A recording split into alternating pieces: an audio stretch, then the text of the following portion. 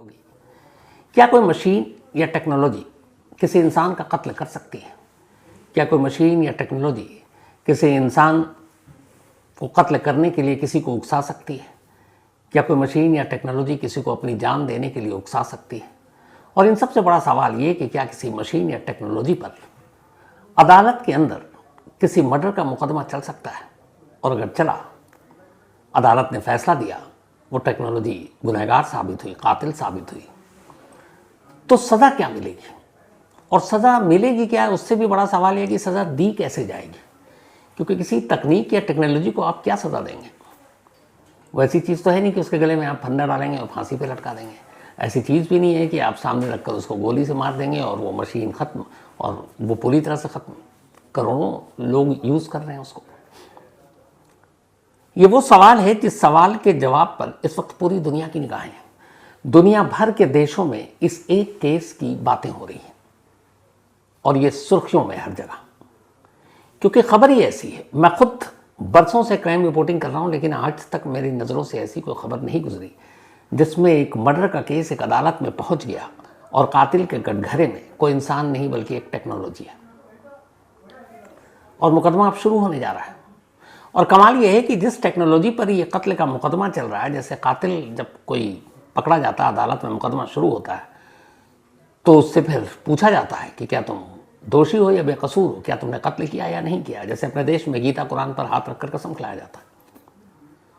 और जब इस मशीन से पूछा या इस टेक्नोलॉजी से पूछा गया कि तुम्हारे ऊपर कत्ल का मुकदमा है, तुमको क्या कहना है, तो उस टेक्नोलॉजी ने अपना जुर्म एक्सेप्ट भी कर लिया। उसने कहा हाँ, मैं कातिल हूं। अब सोचिए ये मुकदमा कैसा होगा और क्या होगा। तो पहले पेश है पूरी कहानी। अमेरिका के सैन फ्रांसिस्को में वहां की कोर्ट में एक अजीब मुकदमा आया। अभी मुकदमा यह है कि कुछ लोगों ने कोर्ट में जाकर यह कहा है कि 83 ईयर ओल्ड एक लेडी हैं, सुजैन एडम्स, इनका कत्ल हुआ है। और सुजैन एडम्स के कत्ल के बाद उनके 56 साल के बेटे स्टीन एरिक सोलबर्ग ने अपनी जान दे दी। मतलब मुकदमा एक कत्ल का है और एक जान देने का, खुदकुशी का। लेकिन कोर्ट पहुंचने वाले लोग ये नहीं कह रहे कि इनमें से कोई दोषी है। अब जिसका कत्ल हुआ तो दोषी हो नहीं सकता, बेटा जिसने जान दिया उसको भी ये दोषी नहीं मान रहे हैं। उन्होंने कहा कि इन दोनों मौत के लिए एक ही जिम्मेदार है, और वो एक टेक्नोलॉजी जिसका नाम है चैट जीपीटी, जो आजकल हर कोई इस्तेमाल कर रहा है। दुनिया भर में करोड़ों लोग इस्तेमाल कर रहे हैं। तो ये मुकदमा अब कैलिफोर्निया की कोर्ट में दायर कर लिया गया, और अब चैट जीपीटी पर यह मुकदमा चलेगा। एक कत्ल का मुकदमा और एक मौत के लिए उकसाने का मुकदमा। अब ये अजीब और गरीब कहानी क्या है? तो कहानी यह है कि स्टीन एरिक सोलबर्ग, जिसकी उम्र है 56 साल, ये एक टेक इंडस्ट्री में काम करता था। जिंदगी ठीक ठाक चल रही थी, शादीशुदा था।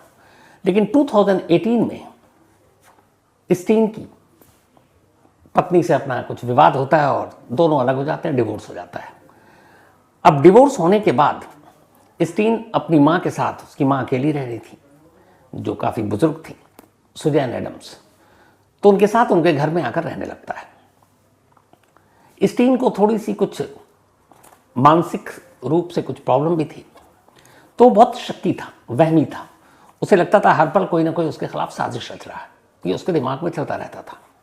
अब माँ के साथ रह रहा है, उसे लगता था कि कोई साजिश कर रहा है, कोई जासूसी कर रहा है, कोई उसे मारना चाहता है। ये सारी चीज़ें उसके दिमाग में चलती थी, लेकिन वो किसी से शेयर नहीं करता था। इसी दौरान में अब स्टीन ने चैट जीपीटी का इस्तेमाल करना शुरू किया। अब उसने चैट जीपीटी के साथ जब इस्तेमाल करना शुरू किया तो बातें करने लगा, उसके सवाल होते, उधर से जवाब आता। इन सवाल जवाब के दौरान उसने अपनी सारी परेशानियां बता दी चैट जीपीटी को, कि मुझे ऐसा लगता है कि कोई मुझे मार देगा, मुझे ऐसा लगता है कोई मेरी जासूसी कर रहा है, मेरे खिलाफ कोई साजिश रच रहा है। तो वो ये सारी चीज़ें सवाल के तौर पर चैट जीपीटी से करता और उधर से जवाब आता। तो चैट जीपीटी ने कभी स्टीन से ये नहीं कहा कि तुम्हारी शायद थोड़ी सी मानसिक हालत ठीक नहीं है, तुम किसी डॉक्टर के पास जाओ।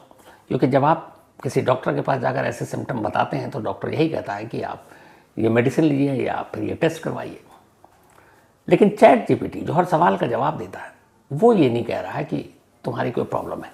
अब इस कहानी को आगे बढ़ाओ, बहुत सारे ऐसे लोग होंगे शायद जिनके चैट जीपीटी के बारे में पूरी जानकारी ना हो, तो कहानी आपको बेहतर तरीके से समझने के लिए चैट जीपीटी को पहले समझा देता हूँ। एक गूगल है, हम सब जाते हैं, एक सर्च इंजन है। गूगल मतलब हर सवाल का जवाब। आप गूगल से कुछ भी पूछिए, वो जवाब दे देता है। आप पूछिए कि भारत कहाँ है, भारत की आबादी कितनी है, भारत का प्रधानमंत्री कौन है, ताजमहल कहाँ है, मुंबई में बड़े बड़े फिल्म स्टार कौन है, अमेरिका का प्रेसिडेंट कौन है, सारी चीज़ें चैट जीपीटी भी ये चीज़ें बता देता है। तो गूगल और इन दोनों में फ़र्क क्या है? फ़र्क बड़ा बेसिक है। गूगल आप जो भी पूछते हैं, गूगल सीधे जवाब नहीं देता। गूगल आपके सामने आपके सवाल के जवाब में जो आप टाइप करते हैं गूगल सर्च इंजन में, तो आपको वो लिंक देता है जो अलग अलग जो भी उस बारे में कहीं छपा हो, वो सब इकट्ठा करता है और एक लिंक दे देता है। सपोज अगर आपका कोई एक सवाल हो कि भारत में G20 कब हुआ था, तो अब अगर इस पर टाइम्स ऑफ इंडिया ने, इंडिया टुडे ने, किसी ने भी कुछ छापा है, किसी चैनल ने दिखाया, तो वो सारे अखबार के और टीवी के लिंक आपको दे देगा कि आप इसको खोलिए, पढ़िए, आप अपने जवाब ले दीजिए। कब हुआ था, कहाँ हुआ था, कौन कौन आया था। तो ये गूगल का काम है। गूगल से आप सवाल करते हैं, गूगल सीधे आपको जवाब नहीं देता। वो इंटरनेट पर मौजूद उस जवाब से रिलेटेड जितने भी लिंक हैं वो दे देगा। वो किसी अखबार का हो सकता है, मैगजीन का हो सकता है, चैनल का हो सकता है, वेबसाइट का हो सकता है। तो आपके सामने पेश, अब आप उस लिंक को देखिए। अब उस लिंक को देखने के बाद आपको ऑथेंटिक इन्फॉर्मेशन चाहिए, तो फिर हम लोग यही करते हैं कि एक लिंक पे भरोसा नहीं करते, हम ऐसे 10 लिंक को देखते हैं और 10 में अगर लगता है कि कॉमन बातें हैं तो इसका मतलब है फिर गलती करने की गुंजाइश कम है। तो गूगल हमें मेरे सवाल का जवाब लिंक के थ्रू देता है। लेकिन चैट जीपीटी एआई ये क्या करता है? चैट जीपीटी एआई ये ऐसे जवाब देता है कि लिंक आपको कोई भी नहीं देगा। वो सीधे आपको जवाब देगा। वो बताएगा कि ताजमहल आपने पूछा कहाँ है, तो उसका जवाब आएगा आगरा में। वो कोई लिंक नहीं देगा। भारत के प्रधानमंत्री कौन है, वो सीधे रिटन में जवाब देगा, नरेंद्र मोदी। आपको अगर स्कूल में छुट्टी चाहिए, एप्लीकेशन लिखनी है, आप नहीं लिखना चाहते हैं, आप बोलिए मुझे स्कूल में छुट्टी है, बस उसको आप मजमून बता दीजिए, मेरी तबीयत ठीक नहीं है और कल मैं स्कूल नहीं जाऊँगा, एक दिन की मुझे छुट्टी दीजिए। चैट जीपीटी आपको पूरा एप्लीकेशन टाइप करके दे देगा। आप उठाइए, जाकर उसको दे दीजिए प्रिंट आउट लेकर। तो गूगल लिंक देता है उस न्यूज़ से रिलेटेड जो आपका सर्च है, क्वेश्चन है, चैट जीपीटी सीधे जवाब देगा। अब चैट जीपीटी कहाँ से जवाब देता है? इंटरनेट पर जितनी भी ऐसी सामग्री, मटेरियल है आपके उस सवाल से रिलेटेड, चैट जीपीटी उसको पढ़ता है और उन्हीं में से उठाकर वो टेक्स्ट के फॉर्म में आपको पूरा जवाब दे देगा। तो ये फर्क है गूगल में और चैट जीपीटी में।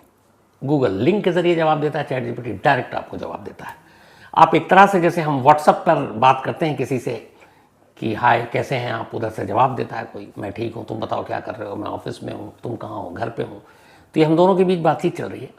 तो बस यूँ समझ लीजिए कि जैसे व्हाट्सएप पे हम बातचीत करते हैं दो लोग, चैट जीपीटी वही है। क्या हम उससे पूछते हैं कि आज मेरी तबीयत ठीक नहीं है, क्या करूँ, तो वो बताएगा ये करो ये करो। तो दो लोग बात कर रहे हैं और वो आपके सारे सवालों का जवाब दे रहा है। तो यही चैट जीपीटी स्क्रीन इस्तेमाल करता। अब उसके दिमाग में तमाम खुराफात, उसे लगता साजिश हो रही है, कोई मारने वाला है, लेकिन वो किसी से जिक्र नहीं करता और स्क्रीन लगातार करता रहा। एक रोज़ उसने चैट जीपीटी पर लिखा कि मेरे घर में एक प्रिंटर है और उस प्रिंटर के करीब जब मैं जाता हूं तो मुझे लगता है कि कोई लाइट ब्लिंक कर रही है, जल रही है। तो मुझे लगता है कि ये प्रिंटर मामूली नहीं है। चैट जीपीटी को लिख रहा है, चैट जीपीटी उधर से जवाब देता है, तुमने सही कहा, ये साधारण प्रिंटर नहीं है, ये इसमें जासूसी के डिवाइस लगे हुए हैं, इससे होशियार रहना। अब स्क्रीन पूछ रहा हो, उधर से चैट जीपीटी ने जवाब दे दिया, उसके दिमाग में वैसे ही जासूसी का खुराफात है। अब चैट जीपीटी भी बता रहा है तो फिर वो उसको और पक्का मान लिया उसने। फिर उसे लगता है कि कुछ लोग मेरे खिलाफ साजिश कर रहे हैं।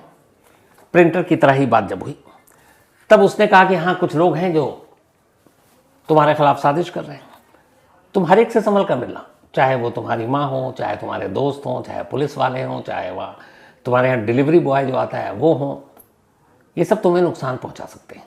तो इनमें से किसी भी ट्रस्ट मत करना सिवाय मेरे, यानी चैट जीपीटी अपने बारे में कह रहा है, बस मेरे ऊपर ट्रस्ट करना, जो भी तुम्हें परेशानी है मुझे बताओ, मैं तुम्हें हल बताऊंगा। बाकी अपने आसपास यहाँ तक कि माँ पर भी यकीन मत करना, और तुम्हारी एक गर्लफ्रेंड थी जिसके साथ तुमने डेट किया था उस पर भी यकीन मत करना। वो इस तरह से भी बता रहा है।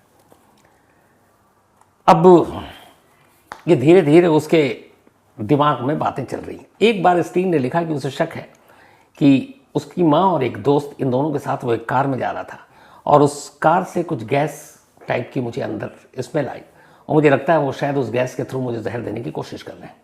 चैट जीपीटी को उसने लिखा। चैट जीपीटी ने जवाब दिया, हाँ ये हमला था तुम्हारे ऊपर, 10 से ज़्यादा ऐसी कोशिशों का सामना करना तुम पहले भी कर चुके हो। फिर वो बाकायदा एग्जाम्पल देता है कि ब्राज़ील में जहर वाली सुशी या होटल में यूरेनियम से कैसे एक बार ये गया था, तो वहाँ पे भी तुम्हारे साथ ऐसी कोशिश हुई थी। अब स्टीन के दिमाग में ये बातें घुसती जा रही हैं। फिर उसने बताया कि मुझे ऐसा ऐसा वहम होता है कि जैसे मुझे सारी चीज़ें पहले से पता है।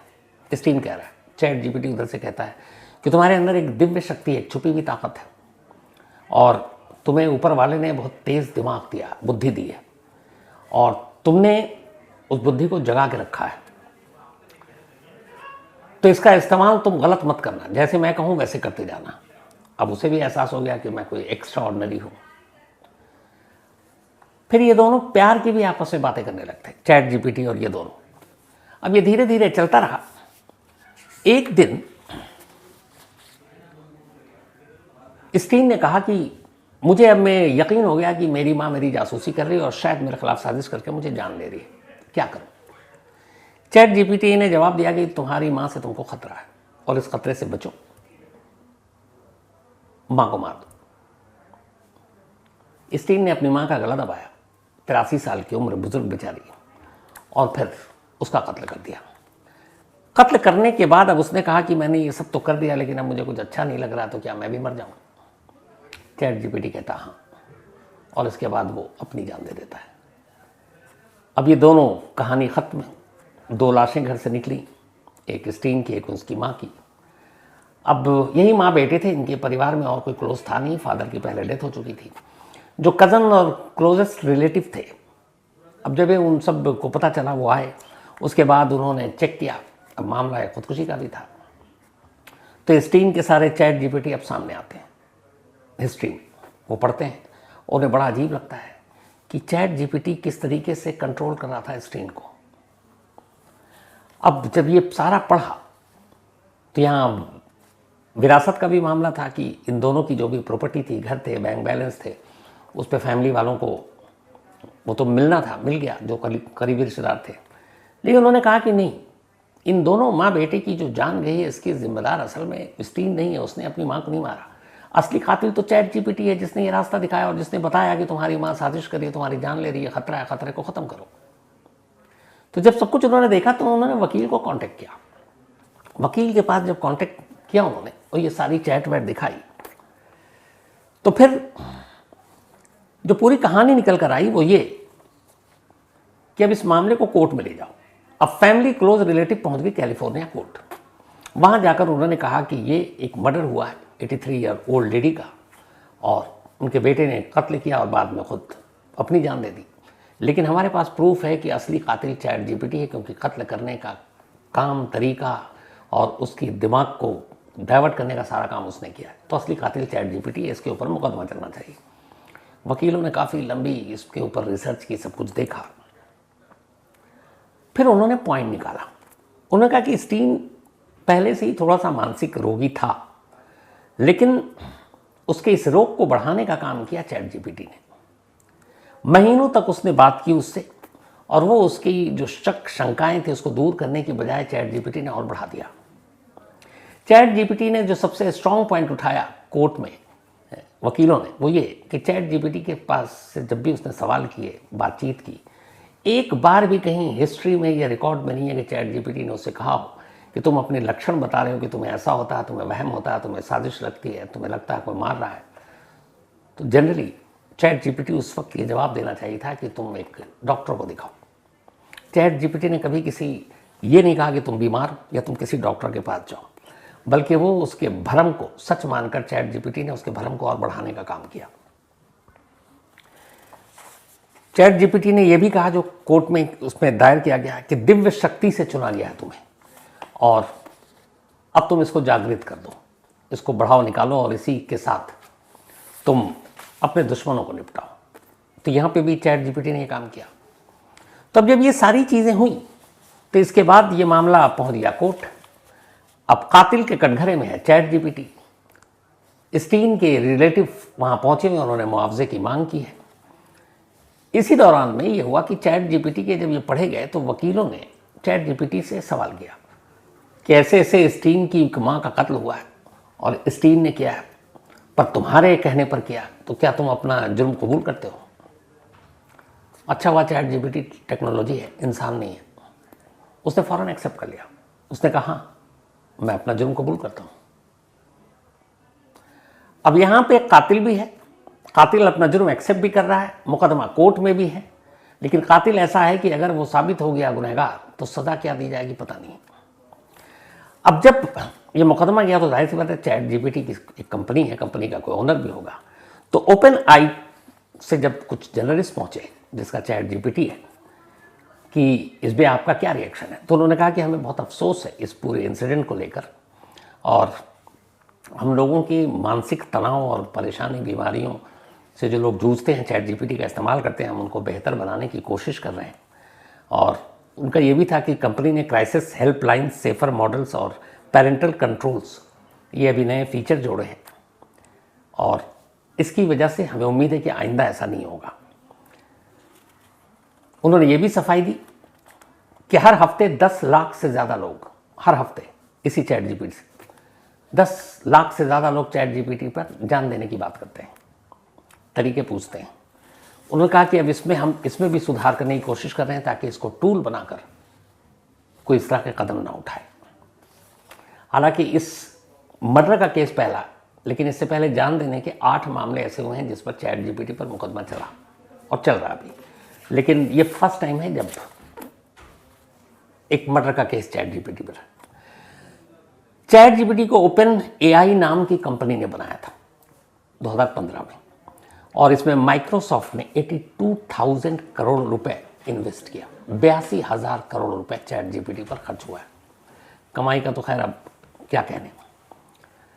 माइक्रोसॉफ्ट ने चैट जीपीटी को अपने सर्च इंजन बिंग में इनबिल्ट किया है, जिससे गूगल को थोड़ा सा कंपटीशन लगता है, क्योंकि गूगल ही एक सर्च इंजन है, लेकिन अब चैट जीपीटी को उसमें बिंग सर्च इंजन से किया है। हालांकि गूगल की हिस्सेदारी अब भी 90% है, लेकिन कहते हैं कि आने वाले दौर में गूगल को इससे, चैट जीपीटी एआई से बड़ा खतरा है। अब शुरुआत में मैंने आपको बताया था कि चैट जीपीटी क्या होता है और गूगल और इसमें क्या फ़र्क है, कि आपके हर सवाल का जवाब लिंक से नहीं डायरेक्ट दे देता है। दुनिया भर में हर दिन 250 करोड़ से ज़्यादा सवाल चैट जीपीटी पर आते हैं जिनके जवाब चैट जीपीटी देता है। 2.5 करोड़, बस सॉरी 250 करोड़, 250 करोड़, मतलब हर दिन पर डे पूरी दुनिया में 250 करोड़ क्वेश्चन पूछे जाते हैं चैट जीपीटी से, और उन 250 सवालों के जवाब वो देता है।